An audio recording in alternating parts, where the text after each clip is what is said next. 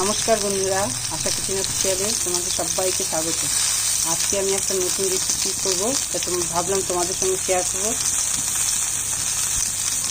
তো চলো বেশি কথা না বলে রান্নার ভিডিওটা শুরু করি। এখানে দেখো লাউ পাতা আছে, আমি লাউ পাতাটাকে ধুয়ে পরিষ্কার করে জল ঝরিয়ে নিয়েছি।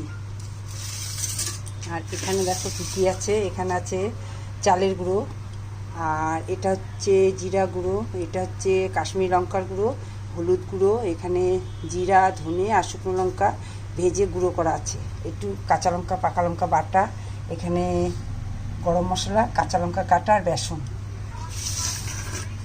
আর এখানে আছে চিংড়ি মাছ।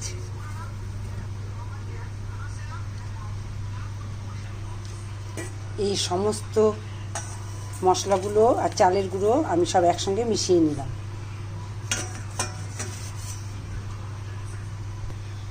এখানে আমি অল্প চালের গুঁড়ো দিয়েছিলাম, আমি বড় 1 চামচ আর একটু চালের গুঁড়ো দিয়ে দিলাম। অল্প অল্প জল দিয়ে ব্যাটারটা বানিয়ে নেব।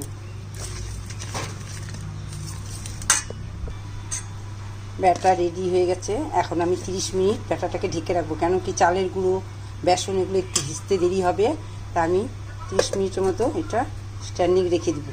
মাছের মধ্যে আমি একটু নুন হলুদ দিলাম, একটু কাশ্মীরি লঙ্কার গুঁড়ো দিচ্ছি, আর একটু গরম মশলা দিলাম, আর দিয়ে দিচ্ছি পেঁয়াজ কুচি, এবার দিয়ে দিচ্ছি লঙ্কা কুচি। এবার আমি মাছটা মেখে নিচ্ছি।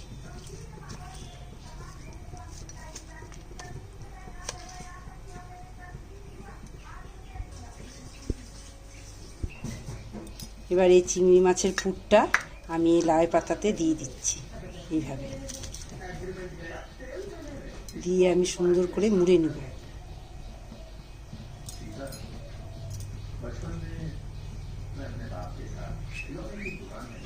এইভাবে মুড়ে নিয়ে আমি এই যে ব্যাটারটা বানিয়ে রেখেছিলাম, ব্যাটারের মধ্যে এইভাবে, এবার এই যে রেডি হয়ে গেছে। আর এখানে আমি তেল গরম বসিয়ে দিয়েছি, আগে রিফাইন অয়েলে দিয়েছি, তা আমি এখন দিয়ে দিলাম। এইভাবে আমি সমস্ত বড়াগুলো ভেজে নিচ্ছি। এই বড়াটা হয়ে গেছে।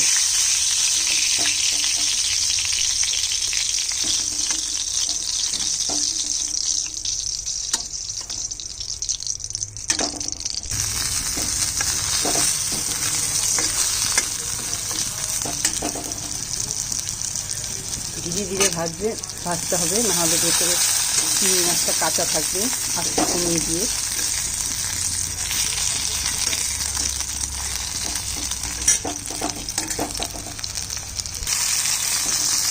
আরেকটা হয়ে গেছে।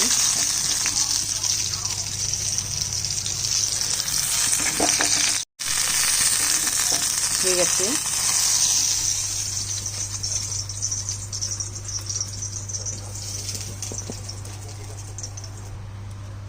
এইভাবে যদি চিংড়ি মাছ দিয়ে আর লাউয়ের পাতা দিয়ে বড়া বানানো যায়, তো খেতে কিন্তু খুবই টেস্টি হয়। তো আজকে মতো এখানেই রান্না শেষ।